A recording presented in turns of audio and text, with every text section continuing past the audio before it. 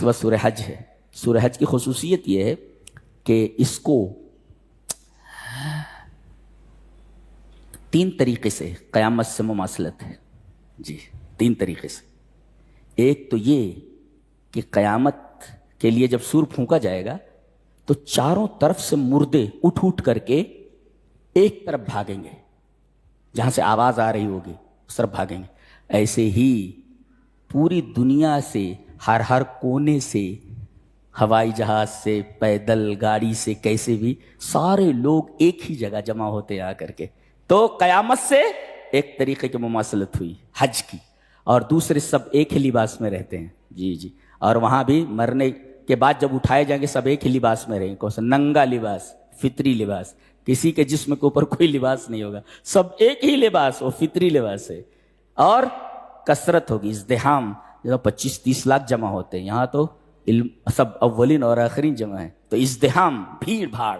تو 3 طریقے سے اس کو قیامت سے مماثلت ہے. لہذا اس کو سورہ کریمہ کو قیامت سے شروع کیا گیا ہے. قیامت کے ذکر. یا ایھا الناس اتقوا ربکم ان زلزلۃ الساعۃ شیء عظیم ہے. سورہ حج عنوان ہے حج، لیکن شروع کیا جا رہا ہے قیامت کے بیان سے. اس کو قیامت سے بڑی حد تک مماثلت ہے 3 طریقے سے. اور 3 انداز ہیں اس کے نزول کے. 3 انداز ہیں. کیا؟ ایک تو کچھ آیات اس کی سفر میں نازل ہوئی ہیں، نبی کریم صلی اللہ علیہ وسلم سفر میں تھے. اور کچھ آیتیں حضر میں، جب آپ مدینہ میں تھے تب نازل ہوئی. جی یا گھر پر تھے آپ. 2. اور کچھ آیتیں مکہ میں نازل ہوئی ہیں اور کچھ آیتیں مدینہ میں نازل ہوئی ہیں. جی اب کچھ آیتیں مکی ہیں اور کچھ آیتیں مدنی ہیں. یہ عجیب ہے سب. ہاں یہ 3 طریقے سے اس کا نزول ہے. اور اس میں 3 لوگوں کا تذکرہ کیا گیا ہے اور تینوں کا انجام بتایا گیا ہے. مومن، کافر، ساتھ میں منافق. ان تینوں کا تذکرہ کیا گیا، ہر ایک کا انجام بتایا گیا. انجام دیکھیے ہر ایک کا. جی اللہ نے فرمایا وَمِنَ النَّاسِ مَن يُجَادِلُ فِي اللَّهِ بِغَيْرِ عِلْمٍ وَلَا هُدًى وَلَا کتاب منیر ثانی عطفی لیضل عن سبیل اللہ لہ فی الدنیا خزی ونذیقہ یوم القیامت عذاب الحریق. یہ کافر کا تذکرہ ہے. جی دنیا میں ذلت اور قیامت میں عذاب الحریق، جلنے کا عذاب. اچھا منافق کا ومن الناس من یعبد اللہ علی حرف. حرف کہتے کنارے کو، حرف ای طرف. یہاں کھڑے رہتا ہے، یہاں کھڑے رہ کر عبادت کرتا ہے. اگر پیسہ ملتا ہے تو ادھر آ جاتا ہے، تکلیف ہوتی ہے تو ادھر چلا آتا ہے.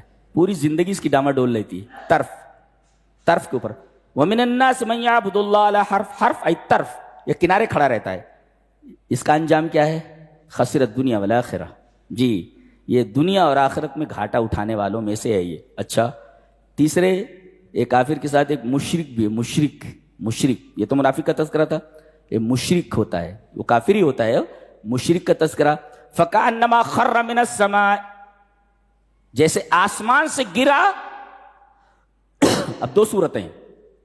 ایک تو آسمان سے جیسے گرا اسے چڑیاں اچک لے جائیں. جی ایک. اور دوسرے ہوا اٹھا کر کے کہیں دور دراز جگہ پر لے جا کر کے پھینک دے. پتہ یہ چلا کہ توحید ایک بلند مقام ہے. جس کو توحید مل گئی وہ بلند مقام پر پہنچ گیا. اب وہاں سے اگر کوئی گرتا، مشرک کیا ہوتا ہے؟ توحید چھوڑتا ہے تو بلندی سے گر جاتا ہے. اب بلندی سے گرنے کے بعد شیاطین اس کو اچک لیتے ہیں، جیسے پرندے اچک لے جائیں. جی فَتَخْطَفُهُ الطَّيْرُ کہا گیا، چڑیاں اچک لیتے. چڑیاں کیا کرتی ہیں؟ اب آپ دیکھیں گے جو باز ہوتا ہے نا، باز یا شاہین جو ہوتا ہے، وہ کسی پرندے کے اوپر جھپٹا مارتا ہے اور اس کے بعد دبوچ لیتا ہے اس کو، اور وہیں پر اس کے پر اکھاڑنے لگتا ہے. پورے پر کو بکھرا دیتا ہے وہ. اس کے بعد اس کو اٹھا کر اپنے بچوں کے پاس گھونسلے میں لاتا ہے. پھر اس کو مزع بنا دیتا ہے. مزع پیسز، اس کے ٹکڑے کر دیتا ہے. اسے ٹکڑے کر کے بچوں کے سامنے رکھتا ہے، ان کے منہ میں ڈالتا ہے، کھلا دیتا ہے ان کو. پورا ٹکڑے کر دیتا ہے، اسے پیسز کر دیتا ہے. یہ ہے چڑیاں ایسا کر دیتی ہیں اس کو. جی اور یا تو ہوائیں کیا کرتی ہیں، تو یا تو شیطان اچک لیتے ہیں، وہ چڑیوں کی طرح لے جا کر ٹکڑے کر دیتے ہیں اس کے دین کا، اس کے دل کا.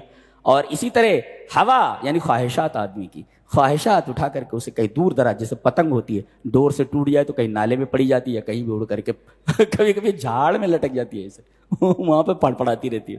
تو بلندی سے گرنے کے بعد یہ حال ہوتا ہے، یا تو چڑیاں اچک لیتی ہیں یا پھر ہوائیں اسے دور دراز جگہ پہ لے جا کر کے کٹی پتنگ ہو جاتا ہے، یا پھر چڑیوں کی خوراک ہو جاتا ہے. یہ خطرناک چیز ہے شرک کی. ومن یشرک باللہ فکأنما خر من السماء فتخطفه الطیر او تهوی به الريح في مکان سحیق، دور دراز علاقے میں لے جا کر کے پھینک دینا.